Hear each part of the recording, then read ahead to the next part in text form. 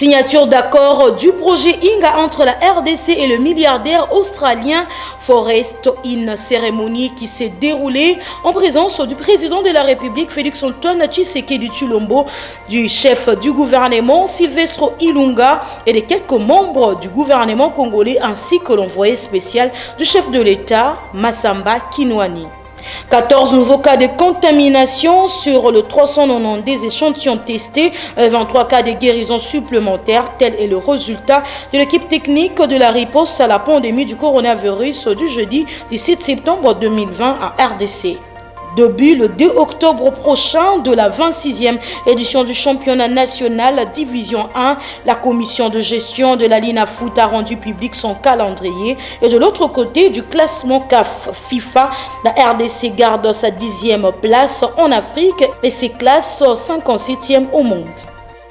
Heureuse de vous présenter cette grande édition du journal. Mesdames et messieurs, merci de nous avoir choisis pour vous informer. Bienvenue. Commençons par cette actualité, cérémonie de signature d'accord du projet Inga entre le milliardaire australien Forrest et le gouvernement congolais. C'était en présence du président de la République démocratique du Congo, Félix-Antoine Tshisekedi Tshilombo, du chef du gouvernement Silvestre Ilunga Ilunkamba et de quelques membres du gouvernement ainsi que l'envoyé spécial du chef de l'État, Massamba Kinwani. Reportage. Fortescue Metals Group, l'un des plus puissants groupes miniers et énergétiques au monde, affiche sa volonté d'accompagner la République démocratique du Congo dans le secteur énergétique. Le géant minier australien arrive à Kinshasa avec une délégation composée d'une vingtaine d'experts conduite par son chairman, a été reçu par le chef de l'État Félix-Antoine Tshisekedi Tshilombo pour parler de son vaste et ambitieux projet hydroélectrique.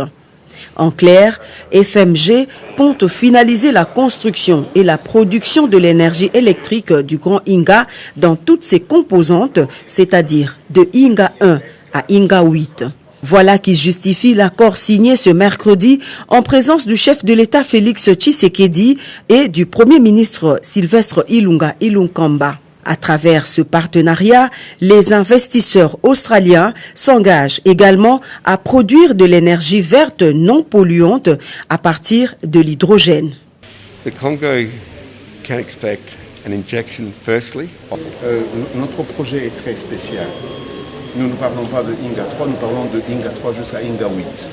Et notre objectif n'est pas de produire de l'électricité. Nous allons produire de l'électricité, mais également nous allons implémenter des grandes industries pour être en mesure de consommer cette énergie. Nous n'allons pas dépendre d'une quelconque demande, d'un quelconque nombre de clients. Et nous allons justement produire des engrais de qualité propre, nous allons produire des métaux propres, nous allons également produire de l'énergie propre. Des études de faisabilité étant déjà disponibles, il sera simplement question de les optimiser afin d'exécuter le projet en un temps record et à moindre coût. Motif de satisfaction pour le conseiller spécial du chef de l'État aux infrastructures, Alexis Kayembe de Bampembe, parle d'un rêve qui se matérialise avec la signature de cet accord. Vous savez que ça fait quand même plus de 60 ans qu'on parle de Inga. Et il y a eu pas mal d'investisseurs, pas mal de développeurs qui ont quand même manifesté d'intérêt pour investir. Mais il y a eu toujours des conditions. Il faut qu'il y ait les marchés, il faut qu'il y ait des collatérales, il faut qu'il y ait des garanties souveraines. Mais aujourd'hui, ce qu'ils offrent, c'est un modèle économique beaucoup très fort. Et ce qui est important, c'est comme ils ont signé aujourd'hui les MOU, et ils nous ont promis que dans 3 semaines, ils commencent déjà, n'est-ce pas, les projets. Et ils ne veulent pas aujourd'hui aller chercher les off-tech, comme on les appelle, les consommateurs, puisqu'eux-mêmes amènent, n'est-ce pas, l'énergie sur place en RDC. Au départ, la priorité sera donnée à la formation des jeunes Congolais qui seront sélectionnés pour l'exécution du projet afin de relever leur niveau aux standards internationaux. Une manière pour Fortescue Metals Group de répondre à l'appel du chef de l'État Félix Tshisekedi lancé aux investisseurs étrangers, les rassurant que la République démocratique du Congo garantit un climat d'affaires propice et bénéfique. Un communiqué dans ce journal avant de passer à autre chose. La jeunesse du Parti du Nouvel Élan du Congo a suivi avec indignation le propos outrageant tenu à l'égard d'une haute autorité de la République démocratique du Congo en la personne de l'honorable Mabunda Lyoko Janine, présidente de l'Assemblée nationale. La jeunesse du Parti du Nouvel Élan du Congo tient à rappeler à la jeunesse congolaise en général et aux auteurs de ces forfaits en particulier que l'article 66 de notre constitution stipule que tout Congolais a le devoir de respecter des traités ses concitoyens sans discrimination aucune et d'entretenir avec eux de relations qui permettent de sauvegarder, de promouvoir et de renforcer l'unité nationale, les respects et la tolérance réciproque. Sur ces, les respects fait incontestablement partie de prescrits constitutionnels et aussi de nos us et coutumes en tant qu'Africains. Insistons sur les caractères sacrés de l'autorité. La jeunesse du Parti du Nouvel Élan du Congo invite les dirigeants de partis politiques à promouvoir la formation de leurs militants afin de leur inculquer de valeurs morales et civiques favorisant le savoir-vivre collectif et le respect de l'autorité établie. Ainsi, allons-nous soutenir la stabilité de nos institutions plutôt et améliorer l'image de notre pays. Le nouvel élan que prône l'honorable Bernard Kayumba inclut que le respect de l'autorité établie et aussi le respect de la gente féminine au point que les Panéco ne pouvaient pas se taire face à cette répréhensible bavure. La jeunesse du Parti du Nouvel Élan du Congo réitère son soutien indéfectible et inconditionnel à l'honorable Mabunda Lyoko Janine, dont l'élection à la tête de l'Assemblée nationale n'a pas été un cadeau, mais une reconnaissance de ce que la femme congolaise peut apporter pour un Congo meilleur, fait à Kinshasa le 17 septembre 2020. Et il a Limbati au Raymond plutôt Trésor, président Ligue de Jeunes du Panéco. Toujours politique, les questions liées à la situation sécuritaire à l'est de la République démocratique du Congo, de l'opération plutôt de démocratisation, de désarmement et de réinsertion ont été au centre des échanges le jeudi 17 septembre 2020 à Kinshasa entre le vice-premier ministre et ministre de l'Intérieur, Sécurité et Affaires coutumières Gilbert Kankonde Malamba et l'ambassadrice de la Grande-Bretagne, Émilie Matman. Au sortir de l'audience, la diplomate anglaise est revenue sur l'essentiel de la rencontre. Elle est au micro de Joël Nomakoué. Oui, c'est ma première réunion avec le ministre et en fait il y a beaucoup de sujets j'ai voulu déborder aujourd'hui, mais en fait on a discuté un peu la situation à l'est du pays et les questions d'une politique de DDR pour les groupes armés et aussi en général la situation sécuritaire ici en RDC. Très bien, on a eu un échange très fructueux et on va continuer de discuter les questions importantes pour nos deux pays. Au ministère du Budget, une délégation de syndicalistes du ministère de Transport s'est entretenue le jeudi 17 septembre 2020 avec le vice-premier ministre et ministre du Budget Jean-Baudouin Mayo Mambeke. Au menu des entretiens sollicités auprès du ministre du Budget sont contraints en ce qui concerne leur prime. Reportage à signer Joël Nomakoué. Une délégation du bon syndicat du ministère des Transports, un ministère générateur de recettes de l'État, dont les agents et cadres se trouvent dans une situation d'un paiement non seulement de leur salaire pour les nouvelles unités, mais aussi de leurs primes. Raison pour laquelle les syndicalistes désespérés ont recouru auprès du Premier ministre, ministre du Budget. Bien que ces derniers seraient concentrés dans son cabinet avec son équipe à l'élaboration du projet de loi de finances exercice 2021 et d'autres projets relatifs. La délégation a sollicité du vice-premier ministre du budget congolais son contre-saint pour la liquidation de leurs primes spécifiques. En dépit de la situation morose de finances publiques, Jean-Baudouin Mayo a éclairé cette délégation. bomemaka bandeko toza na mitema wana te ya konyokola bandeko tomana eza ete eza mboka na biso nyonso to moko na place nzambe atie calme les frères soki problème ezali na malembe soki eza ya kosala ekosalama soki eza ya kosalama te nalingi te nano bana bino ke bokenda na kosala bokei na nsima vous manquez du respect. Donc, vous dites la vérité. Le vice-premier ministre du budget, eux restent ouverts à toute réclamation qui respecte la procédure. Cérémonie officielle de la présentation du nouveau comité de la SCPT. Jeudi 17 septembre 2020, la dite cérémonie a été présidée par le directeur des cabinets du ministère plutôt du portefeuille de reportage. Cette ambiance est motivée par la cérémonie de l'installation du nouveau comité de direction de cette entreprise du portefeuille. Mandaté par le ministre du portefeuille Clément Kouété, le directeur du cabinet Bakia Kabasele a présidé cette cérémonie de présentation officielle de M. Kalenga Moussaou et Mme Moulenda Omba, respectivement directeur général et directeur général adjoint intérimaire de la SCPT. Pour Bakia Kabasele, la SCPT est une société commerciale du portefeuille de l'État. Elle ne peut pas souffrir de dysfonctionnements après que l'ancien directeur général ait été interpellé par la justice. Les choix opérés par la haute hiérarchie pour nommer les nouveaux directeurs généraux tient compte des critériums de nomination des mandataires publics des entreprises du portefeuille ainsi que l'expérience des nominés en tant que fils maison. Donc je viens ici représenter le ministre. Vous savez que chez vous, il y a plus d'une semaine qu'il y a une vacance qui s'est créée. Et cette entreprise, c'est une entreprise commerciale, transformée en société commerciale.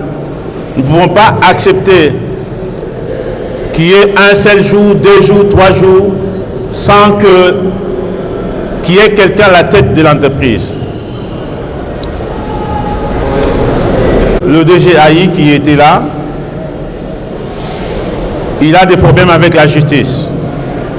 Mais l'entreprise, elle, doit continuer le fonctionnement.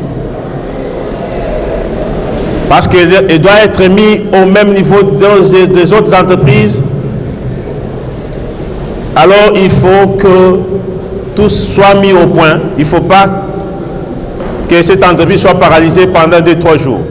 Pour sa part, le président du comité d'administration de la SCPT a exhorté le personnel de soutenir la nouvelle équipe de la direction générale et de se remettre au travail avec assiduité. Prenant la parole à son tour, le nouveau directeur général a remercié les autorités pour les choix opérés sur sa personne. Le choix est tombé sur nous deux. C'est parce qu'on s'est rendu compte que nous sommes fils maison. Ok? Et nous connaissons là où ça sointe, là où il faut boucher. Et alors, dans un bref délai, vous allez découvrir qu'effectivement, il y aura un grand changement.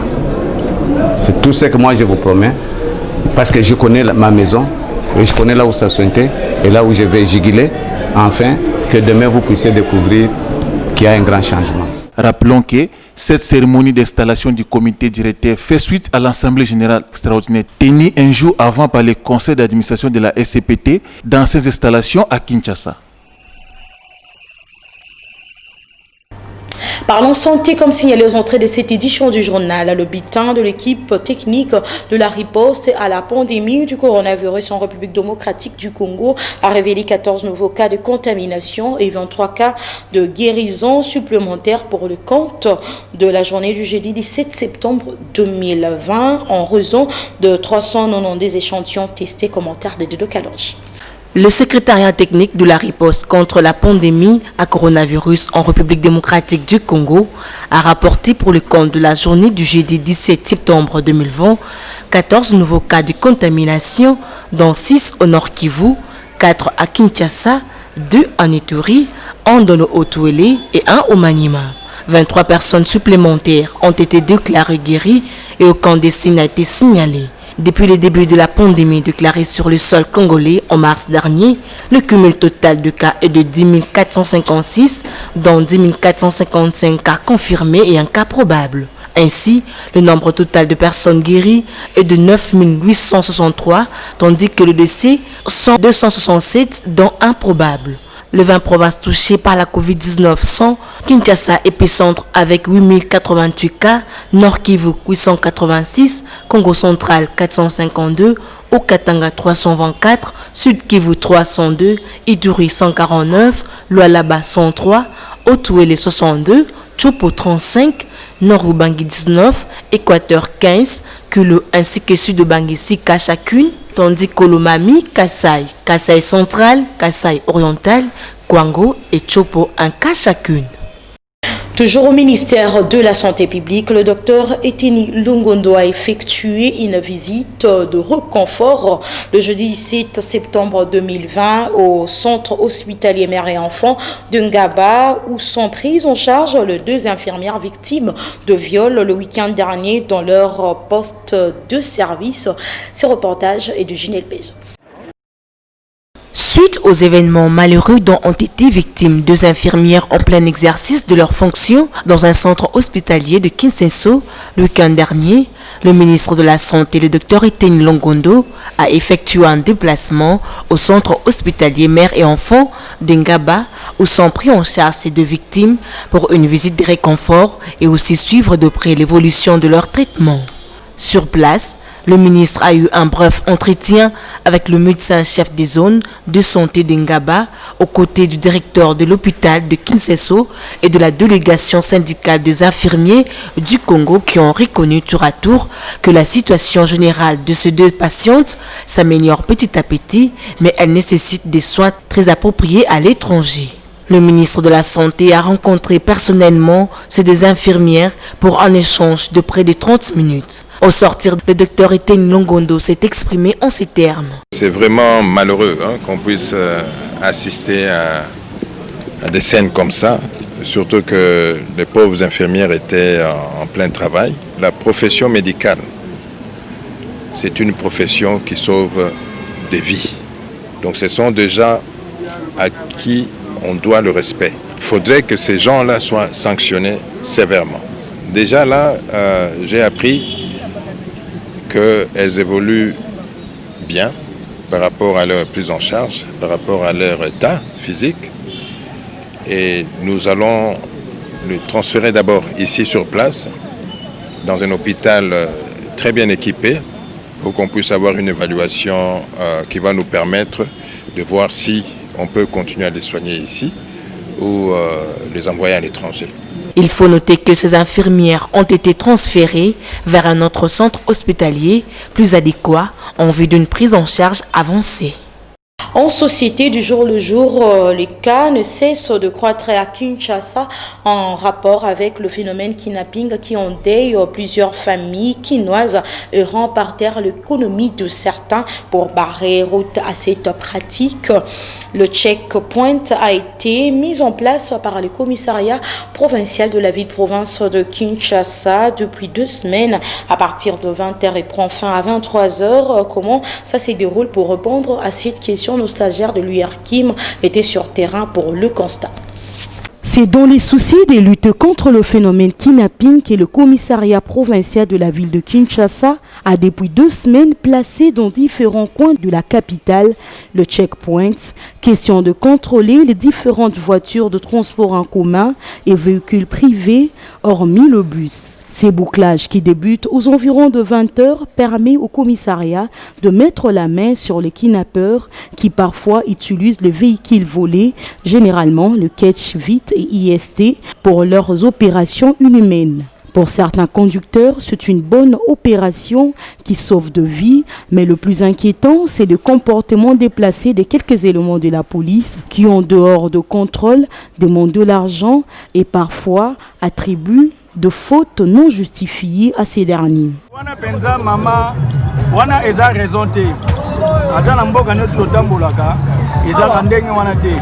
Contrôle et que salama ndenge bata ko sala partout na bango baye baka ndenge nini ya kozala oya bango ekomi bata ko contrôler mituka soki bakuti yo na câble ya remorquage mama bakangi yo wana eza mobuka wana penza en tout cas gouvernement alandel makambo na malamu. Par contre, d'autres pensent que l'air choisi ne favorise pas le bon déroulement de leur travail suite aux embouteillages causés par cette opération. On a un barrage, d'abord, ils allaient au moment bêté. Ils ont mis la police pour nous apporter un barrage pour rencontrer les bateaux, même ce secteur de transport. Les bateaux qui kidnappent, les bateaux enlevés bateaux. Il y a une police qui a la barrière pour accourrir à moyen de faire criminel. Mais les dérapages, c'est raté. Bon, moi, personnellement, non, je vais le côté, je vais contrôler, je vais permis, carte rose, je vais libérer dans les cannes. Mais les autres, je vais monter en bouteille, il faut pas venir organiser pour ça, on va descendre, les autres, on va bouteille, c'est mêlé.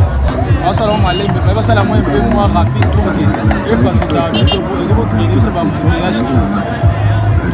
On t'a fait beaucoup encore, on vérifie ce bagage déjà et la place pour la facilité contrôler rapide pour que les gars parce que ils sont organisés le plat à temps. Le fait que nous vendons, on a deux paires de la carburant, deux paires de la client, temps aussi donc il est dans l'ensemble, bazo ça ça là. À noter que les checkpoints du commissariat provincial de la ville de Kinshasa consistent au contrôle de toutes les pièces du véhicule et de l'ensemble de la voiture, y compris le coffre, par les éléments de la police nationale congolaise ville de Kinshasa. Toujours Société L'Avenir Kalembe dans son croisement avec Mouchi dans la commune de Lingwala se détériore du jour au lendemain. Les automobilistes et autres usagers de cet axe routier éprouvent d'énormes difficultés pour pouvoir négocier leur passage. Un constat de nostalgie de l'URK une fois de plus. La question de mauvais état de route dans la ville province de Kinshasa est une réalité à laquelle les conducteurs de véhicules et motocyclistes font face au quotidien, bien qu'ils sont soumis au paiement de taxes. Parfois, certains ignorent l'existence même de l'office de voirie et drainage, surtout en ce qui concerne la réhabilitation des routes délabrées. Le cas précis est celui de l'avenue Kalembe dans la commune de Lingwala au croisement Mouchi qui se trouve dans un état de délabrement très avancé où l'on remarque de flaques d'eau et plusieurs trous de route. Les conducteurs ont du mal à rouler, ce qui occasionne généralement aux heures de pointe des embouteillages. Cette situation perdure depuis un an et rien n'est fait jusqu'à présent selon les motocyclistes trouvés sur place. Et ali ko mema biso na difficulté mingi na ndenge tosalela musala ezo créer ba embouteillage de deux ezo ko bebisa biloko tozosala nango musala neti ba moto neti mituka. Les conducteurs de véhicules de leur côté sollicitent l'implication du gouvernement congolais et appellent en particulier les autorités provinciales.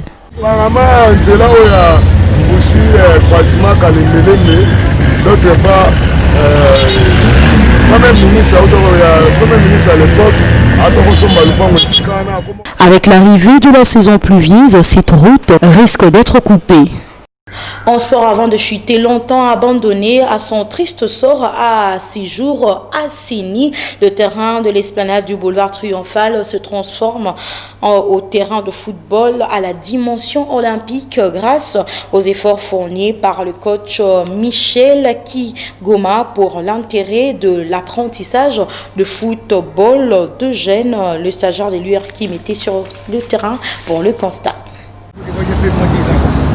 Ce terrain servira désormais à l'encadrement et à la réinsertion des jeunes footballeurs à l'initiative du coach Michel Kigoma, promoteur du centre Kigoma Academy Football, qui l'a rendu salubre. Il l'a acquis à titre précaire sur autorisation de l'autorité municipale de Kassavubu. Cependant, les travaux d'assainissement et du nivellement ils sont en train d'être faits. L'air est à la pose des poteaux. Soucié de la formation des jeunes joueurs, coach Kigoma explique. Je me suis adressé au bourgmestre de la commune de Kassavubu, soucieuse de l'avenir des jeunes gens. Madame la bourgmestre n'a pas vraiment hésité à m'accorder l'autorisation. Il m'a remis des documents afin que je puisse exploiter cet espace pour la formation des jeunes footballeurs.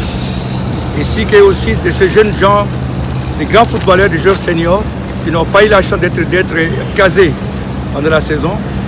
Ils viendront là, avec eux on va travailler et je vais essayer de la mesure du possible de les placer dans des différentes équipes. Longtemps abandonné à son triste sort, l'esplanade du boulevard Triomphal, au jour d'aujourd'hui assaini, se transforme en un terrain de football avec une dimension olympique. Se voit comme un ouf de soulagement chez les formateurs de footballeurs. Franchement, c'était pas facile, c'était pas comme ça, comme vous le voyez.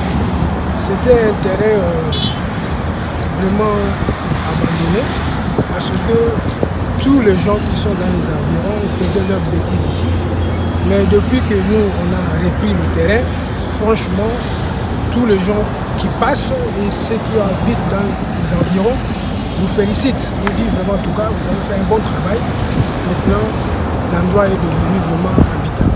Rappelons que le terrain se trouvant en face du stade des Martyrs abritera toutes les activités liées à l'apprentissage du football au centre de formation Kigoma Academy Football sur instruction de la Fédération congolaise de football des jeunes.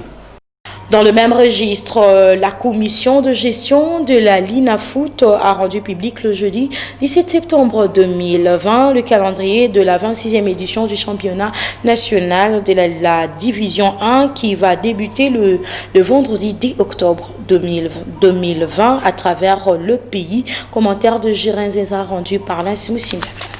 Dans ce calendrier, le go du championnat quant à cette nouvelle saison sportive est prévu pour le vendredi 2 octobre prochain dans certaines villes de la République.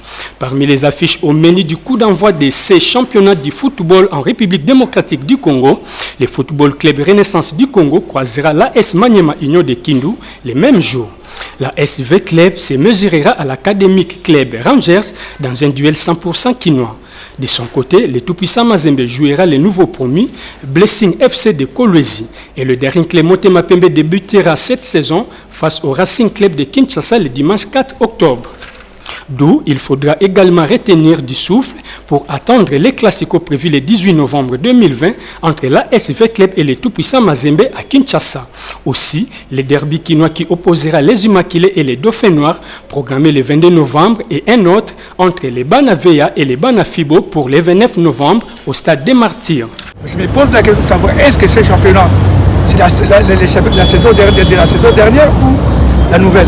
Voilà, c'est une question vraiment, je n'ai pas la réponse jusqu'à maintenant. Moi, j'encourage cette position, j'encourage cette organisation. C'est difficile, mais je suis sûr et certain, et ils finiront par s'habituer et jouer sans complexe. Une équipe comme Vecleb a besoin des choses comme ça. Ce n'est pas vraiment aller jouer à Bukavu qui fera peur avec eux. Moi, à côté de l'équipe de Bukavu pour venir jouer ici. Voilà. Moi, je trouve que c'est bien. A noter que cette saison, les équipes participatives à la Linafoot bénéficieront d'un appui concernant leur déplacement, tel qu'a décidé lors du 47e Conseil de ministres tenu à Kinshasa. Et pour chuter, classement mensuel, CAF FIFA, la République démocratique du Congo garde sa 10e place en Afrique et se classe 57e plutôt au monde au terme du classement rendu public le jeudi 17 septembre 2020. Le détail avec Lance Moussimbak.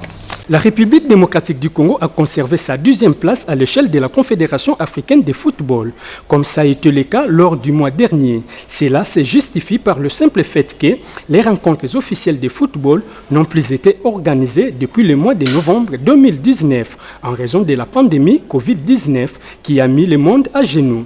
Par la même occasion, le classement FIFA de ce mois a placé la République démocratique du Congo à la 57e position au monde avec 1389 points, ex aequo avec le Mali. Le Sénégal, classé 20e au monde, est premier en Afrique. La Tunisie, 26e au monde, est classée 2e en Afrique. Le Nigeria, qui occupe la 3e place du podium africain, revient à la 29e position au monde. La Belgique, de son côté, conserve la tête du classement mondial avec 1773 points. La France, 2e avec 1744 points. Et le Brésil complète le podium de la FIFA pour 1712 points dans sa jubessière.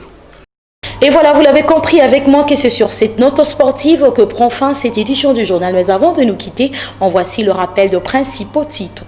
Signature d'accord du projet Inga entre la RDC et le milliardaire australien Forrest, une cérémonie qui s'est déroulée en présence du président de la République Félix Antoine Tshisekedi Tshilombo, du chef du gouvernement Silvestre Ilunga et de quelques membres du gouvernement congolais ainsi que l'envoyé spécial du chef de l'État Massamba Kinwani. 14 nouveaux cas de contamination sur le 390 échantillons testés, 23 cas de guérison supplémentaires. Tel est le résultat de l'équipe technique de la riposte à la pandémie du coronavirus du jeudi 17 septembre 2020 à RDC. Début le 2 octobre prochain de la 26e édition du championnat national Division 1, la commission de gestion de la Lina Foot a rendu public son calendrier. Et de l'autre côté du classement CAF FIFA, la RDC garde sa 10e place en Afrique et se classe 57e au monde. C'en est complètement fini dans cette grande édition du journal. La chefferie d'édition de Dokalangi. La technique a été assurée par Guilhem Mayamba. Bienvenue à Touna et Delphine Tundula. Mesdames et messieurs, merci à vous de nous avoir suivis. Et nous vous souhaitons bon début de week-end à toutes et à tous. Au revoir. Vous pouvez suivre cette émission en rediffusion quand vous voulez, où vous voulez, sur www.dab.video. Dab.video, le divertissement congolais.